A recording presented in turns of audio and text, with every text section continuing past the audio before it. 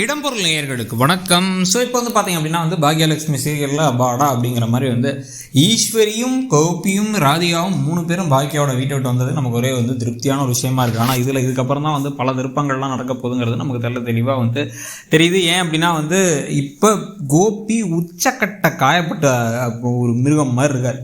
அவரை வீட்டை விட்டு துரத்திட்டாங்க. இதில் இங்கே வந்ததுக்கப்புறம் பார்த்தீங்க அப்படின்னா இவங்க அம்மாவை இங்கே அக்காமடேட் பண்ணவே முடியல. ஏன்னா இங்கே இடம் பத்தலை, ப்ளஸ் இங்கே இருக்கவங்களுக்கு அவங்களால நிறைய குடைச்சல்கள் வருது.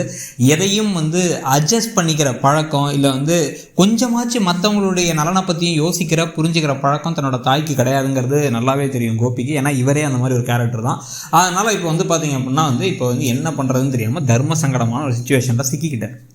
இப்போ சிக்கி அந்த கோபமெல்லாம் இப்போ யார் மேலே வரும் அப்படின்னு பார்த்தீங்கன்னா, எப்பயுமே இவர் செஞ்ச எல்லா தப்புக்கும் சேர்த்து வச்சு இவர் யார் மேலே கோவப்படுவார்னா பாக்கியா மேலே தான் கோவப்படுவார்.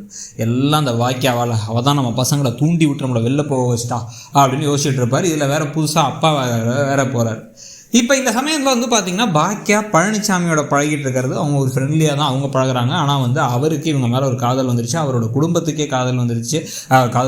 அவங்க குடும்பமே இவங்க கல்யாணம் பண்ணி வைக்கணும் அப்படின்னு ஒரு முடிவு பண்ணிட்டாங்க.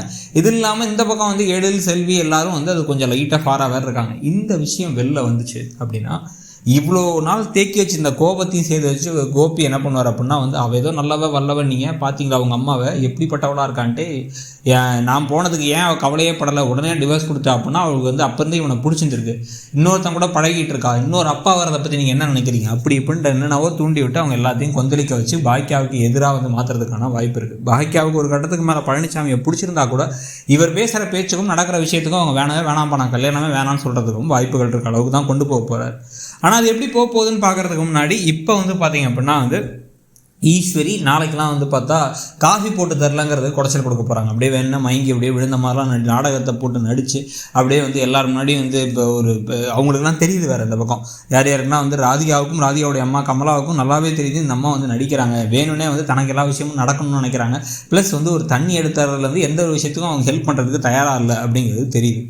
இந்த ஆத்திரத்தில் இந்த கோபத்தில் திருப்பி ராதிகா அவங்கள வீட்டை விட்டு போக சொல்லுங்கன்னா இவரும் எமோஷனல் பிளாக்மெல்லாம் பண்ணுவார். எங்கள் அம்மா இங்கே இருக்கக்கூடாதா அப்படி இப்படின்ட்டு, நீ சொன்னதால நான் குழந்தைக்கு ஒத்துக்கிட்டேன் அப்படி இப்படிலாம் ஓவராக இதை இவர் எதுவும் செய்யாமல் இது குழந்தை வயிற்றில் ஃபார்ம் ஆன மாதிரி எல்லா பேச்சுகளும் பேசிகிட்டு இருப்பார்.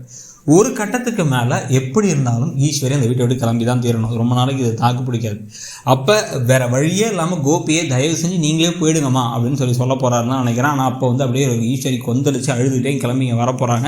இதை தான் அப்போவே சொன்னேன் அப்படின்னு சொல்கிறதுக்கு ரெடியாக ராமமூர்த்தியும் பாக்கியாவும் இருக்க போகிறாங்க. ஸோ நீங்கள் என்ன நினைக்கிறீங்க, கதை எப்படி போகுதுன்னு நினைக்கிறீங்கிறத சொல்லுங்கள். தேங்க்யூ. இடம்பொருள் நேயர்களுக்கு வணக்கம். ஸோ இப்போ பார்த்தீங்க அப்படின்னா பாக்யலட்சுமி சீரியலில் அபாடா அப்படிங்கிற மாதிரி ஈஸ்வரியும் கோபி